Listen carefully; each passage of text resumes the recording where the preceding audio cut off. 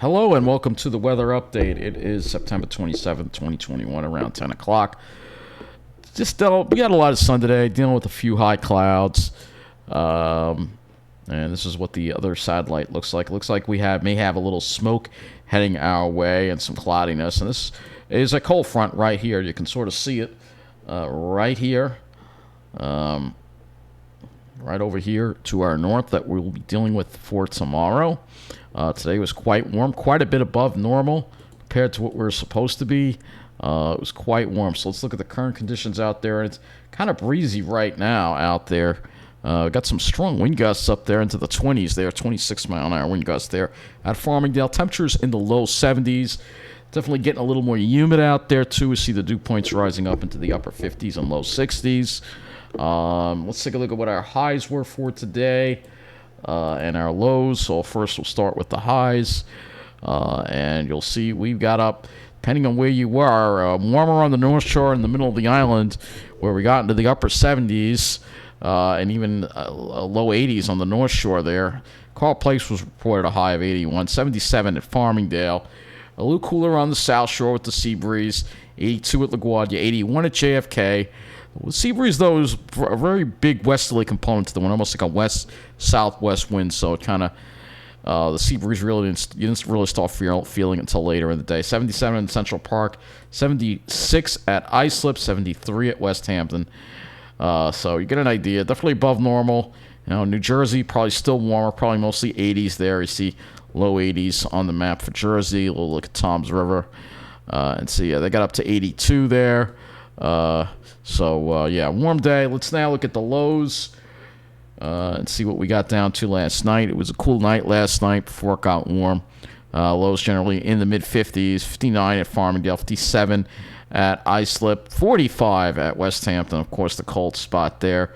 Let's see if they radiated. We're able to get that radiational cooling in New Jersey's Pine Barrens.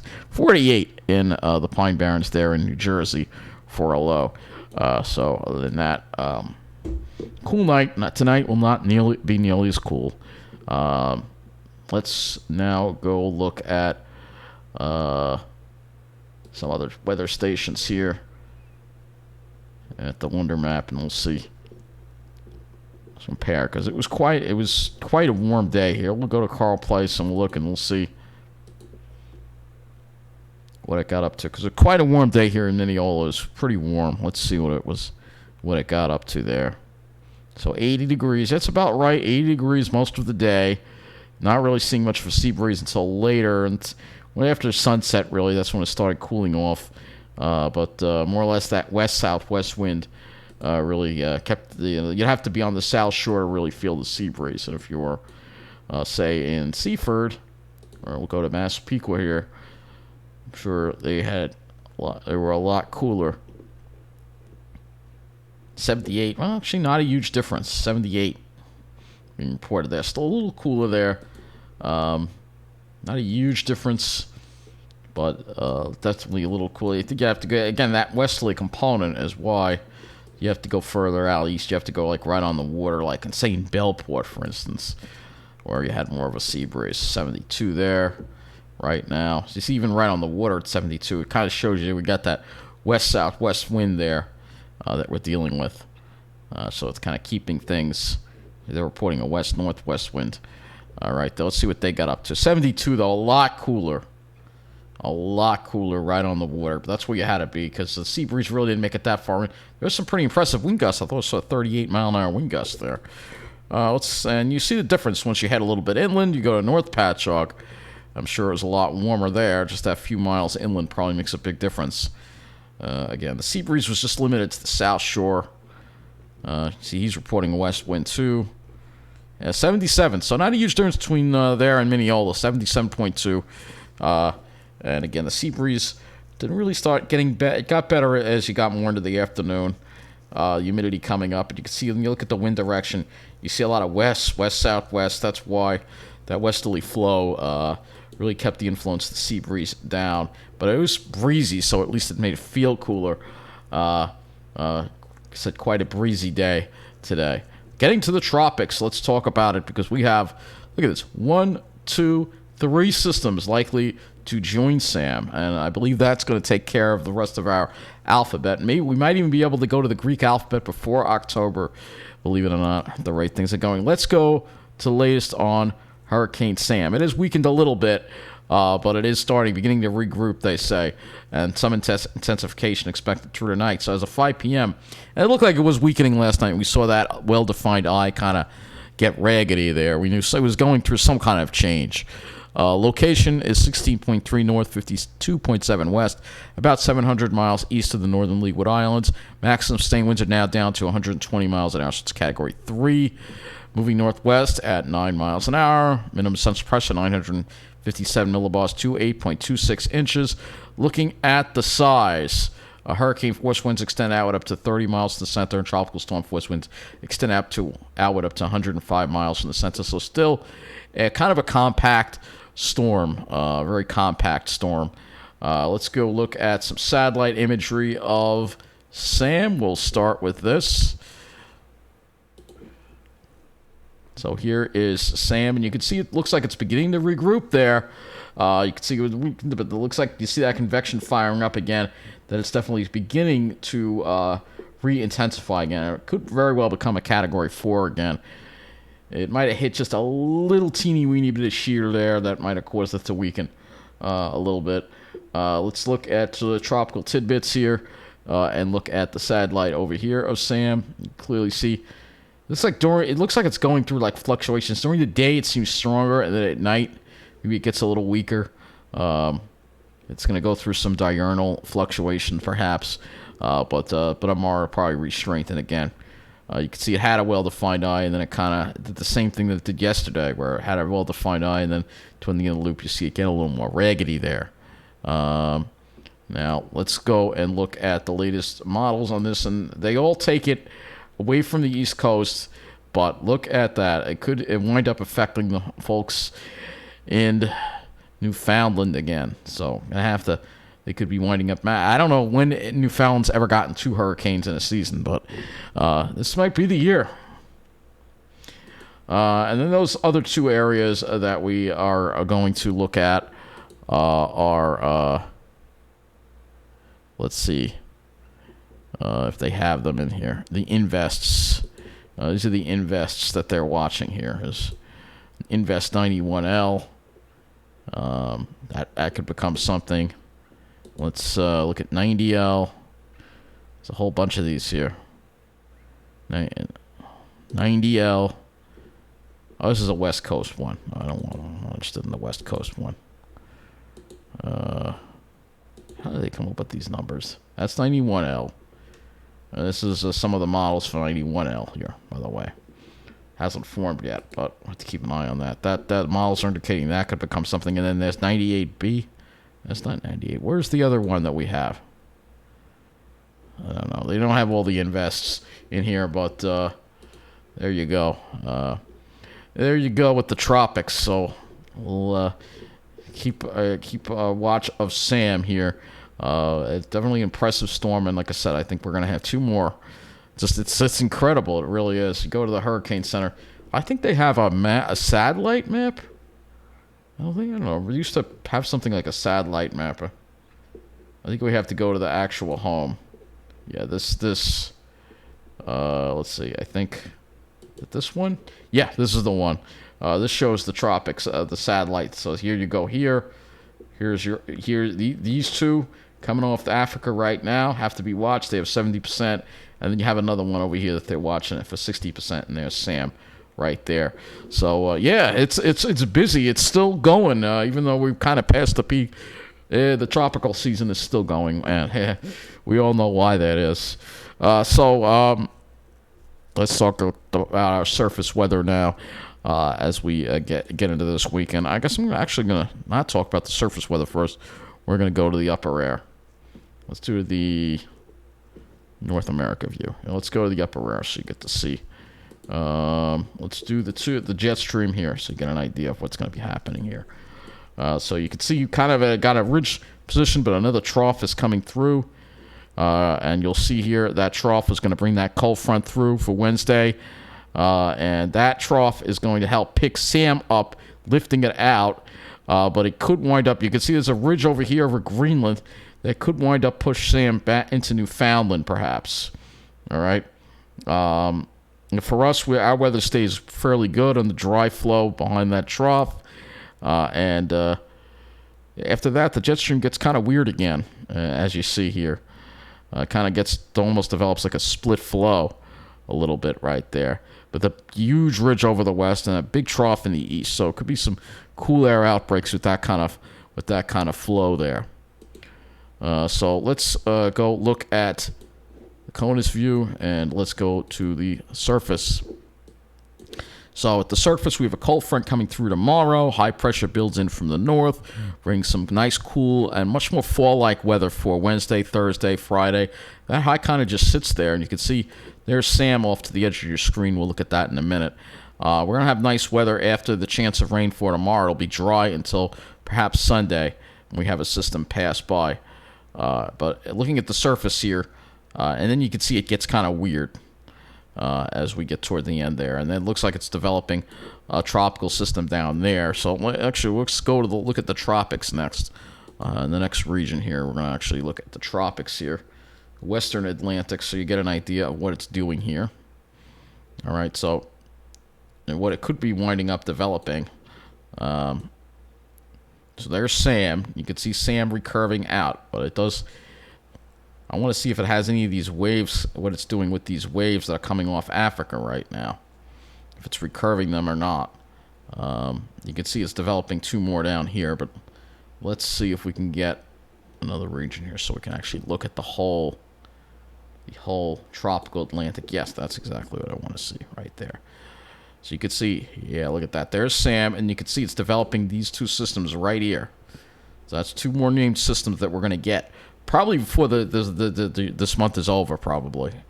And they're just going to stay out there, and then kind of dissipates them, I guess, because of shear or whatever. But they haven't even formed yet, so I'm not going to jump to conclusions. What we do have to work with right now is Sam. So let's go and look at some more regions with this.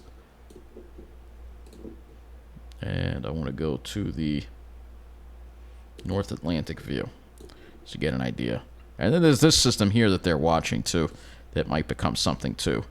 But you can see there's Sam right there, and Sam is going to go and take that hook into Newfoundland perhaps, and then kind of be combined to an extratropical low and move away there. But this is going to be what that landfall would be. Let's see if we can. Should be one for that area. I want to see, where's the Canadian view? Southeast Canada. Yeah, here we go. So it would be a landfall perhaps in or close to Newfoundland next Sunday. And we'd have to see what the wind would be with this. It'd still probably be a pretty strong hurricane at this point when it comes in. So we'll have to see. Could be a Category 1 or maybe even a 2. It's too far in advance to really, we're going to have a better idea. But that's not going to be a good situation. This one is going to come in, though, a little bit. It won't go right over St. John's. It looks like it stays a little more offshore. But this could always track further west. So, again, we've got to be mindful of that. Let's take a look at our weather right now as we head into tomorrow. We'll go to the HRRR right now. Should have the 0Z in, and we're going to look at our chances for precipitation with this cold front that we're going to have coming our way for tomorrow. So we start off dry, and then we start seeing a few showers develop, very widely scattered in the afternoon with this cold front, ahead of this cold front.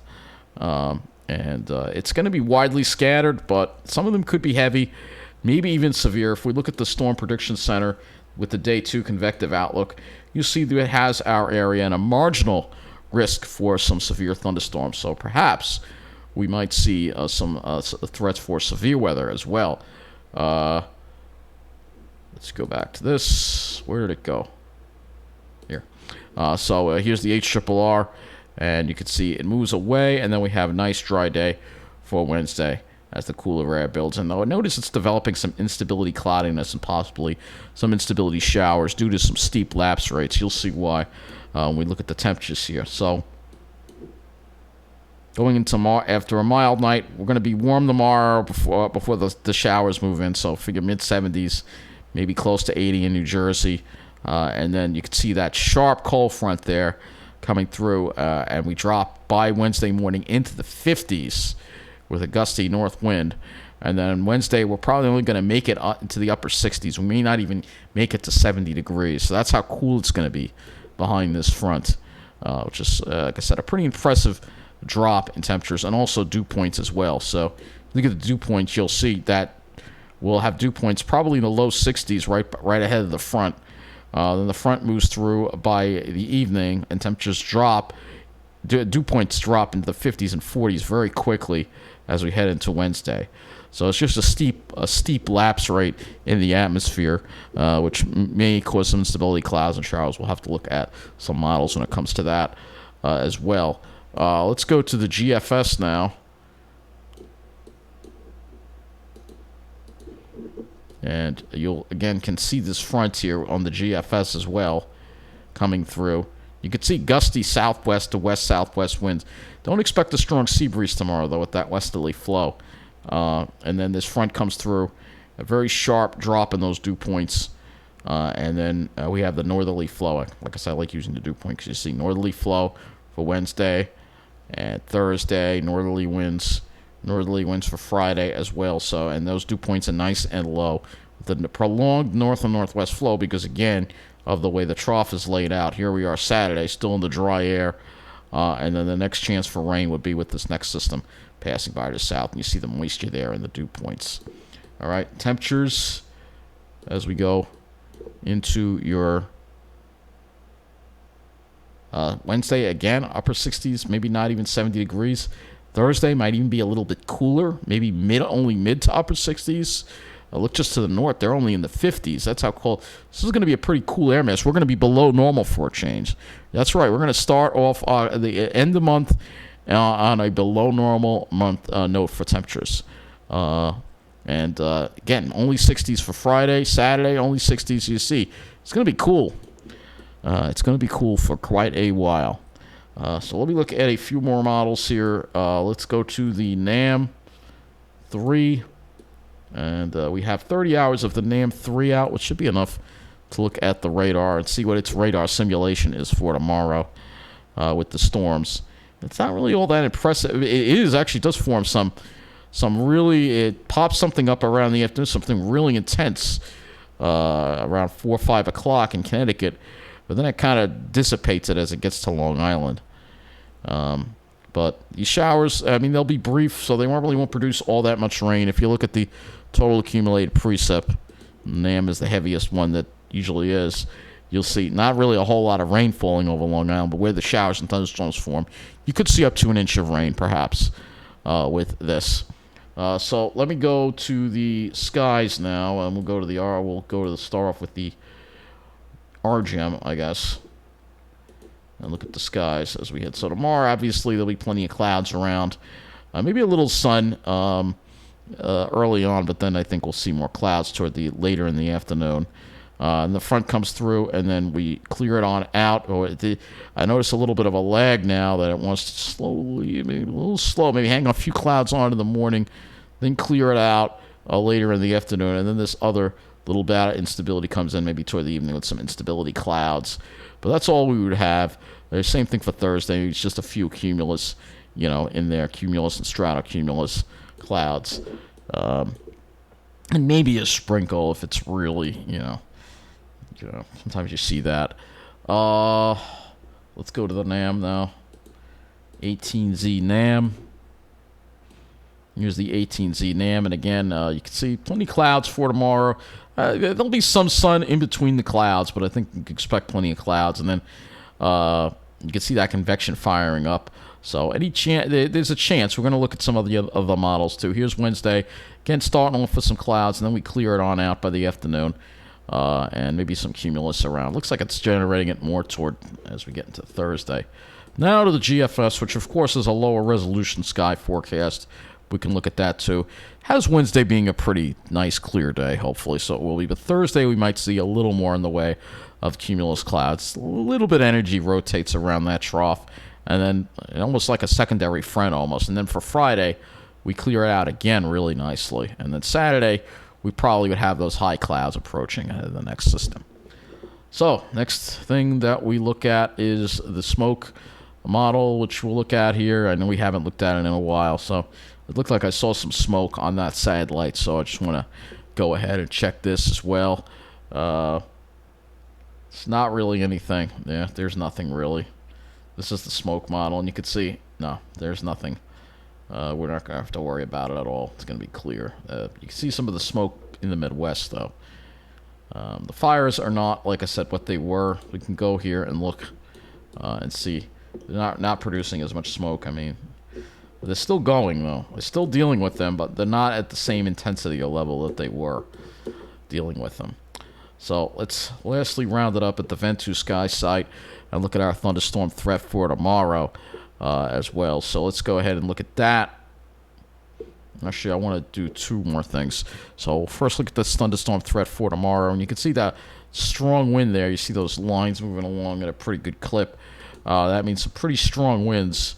And this is, again, for your Tuesday. And you can see that westerly flow, though, is going to keep the temperatures kind of up there again.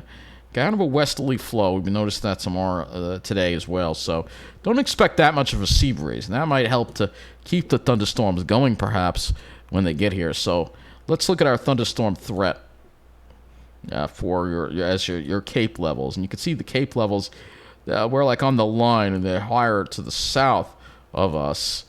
But there's some pretty good Cape levels, especially over Jersey. It looks like it's developing some pretty strong thunderstorms over Jersey. I mean, if we were to go look at the radar, the precipitation here, it probably would show a pretty strong thunderstorm over Toms River right around 5 o'clock or so. So you have to keep an eye. It looks like it's having it avoid Long Island, but it looks like definitely you're going to have a better chance of seeing some thunderstorms if you're in southern New Jersey, perhaps. But there's a cell over there, so there could always be a scattered cell or two around with these storms as well. Going back to the thunderstorms, there's also the lifted index as well, which is pretty red to the south of us. That's 8. This is 5. It's actually pretty decent. So that's why they have that marginal risk for severe weather for tomorrow. And I agree with that. So just have to keep an eye on the radar, and maybe it'll be a little interesting tomorrow with this cold front coming through. Let's go look at this here, windy.com, and I want to see what it does with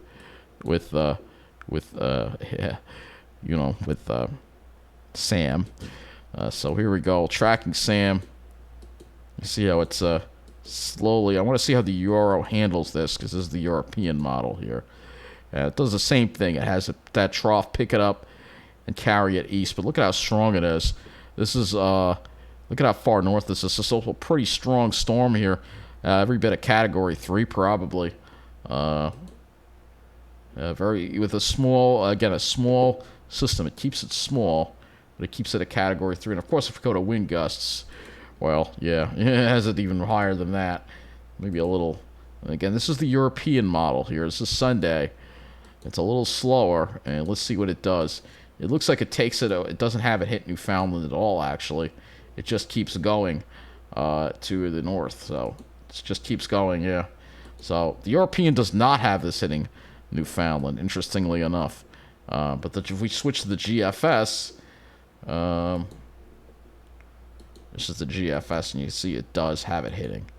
And this is the GFS, and I would have it probably a Category 1 or Category 2 hurricane. But if we go to wind gusts, it could be even stronger than that. Has it at 90.